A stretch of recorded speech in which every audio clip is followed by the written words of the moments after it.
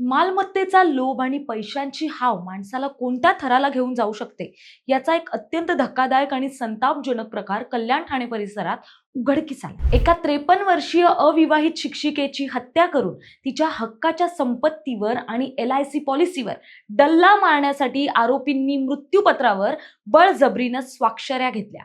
काय आहे ही संपूर्ण घटना पाहूयात विशेष रिपोर्टमध्ये। नमस्कार, मी प्राची शिरकर, आपण पाहत आहात प्रहार न्यूज लाईव्ह। कल्याणमधील चिंचपाडा भागातील एका खासगी शाळेत संगीता चंदन दिवे या शिक्षिका म्हणून कार्यरत होत्या। त्या अविवाहित असल्याने आणि एकट्या राहत असल्याने त्यांची स्वतःची बऱ्याच प्रमाणावर मालमत्ता होती। यासोबतच त्या LIC विमा काढण्याचंही काम करायच्या। आंबिवली येथील राहणारे दिगंबर आव्हाड आणि तुषार रत्नपारखी या दोघांना संगीता यांच्या या संपत्तीची पूर्ण माहिती होती। संगीता यांच्या या अथांग संपत्तीवर डोळा ठेवून आरोपींनी त्यांना आपल्या जाळ्यात ओढण्याचा कट रचला। 14 जुलै रोजी जीवन विमा काढायचा आहे असं खोटं कारण सांगून आरोपींनी संगीता यांना शहापूर जवळील आसनगाव येथील एका भाड्याच्या खोलीवर बोलावून घेतलं। संगीता तिथे पोहोचताच नराधम आरोपींनी त्यांना तिथे डांबलं आणि बेदम मारहाण करण्यास सुरुवात केली।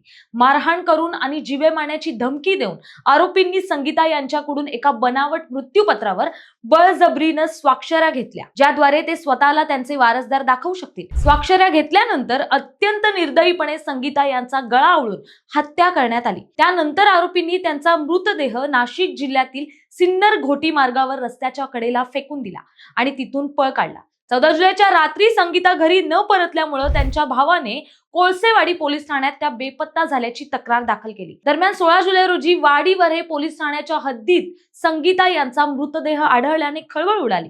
ठाणे गुन्हे अन्वेषण शाखा युनिट 3 आणि स्थानिक पोलिसांनी प्रकरणाचे गांभीर्य ओळखून तांत्रिक तपासाच्या आधारे चक्र फिरवली। अवघ्या काही दिवसातच पोलिसांनी संशयित आरोपी दिगंबर आव्हाड आणि तुषार रत्नपारखी यांना आंबिवलीतून बेड्या ठोकल्या।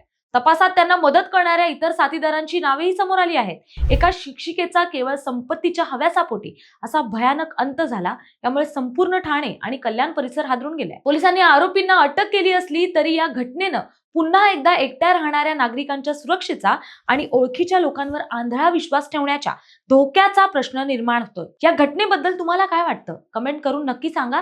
अशाच ताज्या आणि महत्त्वाच्या बातम्यांसाठी प्रहार न्यूज लाईनला फॉलो करा। धन्यवाद।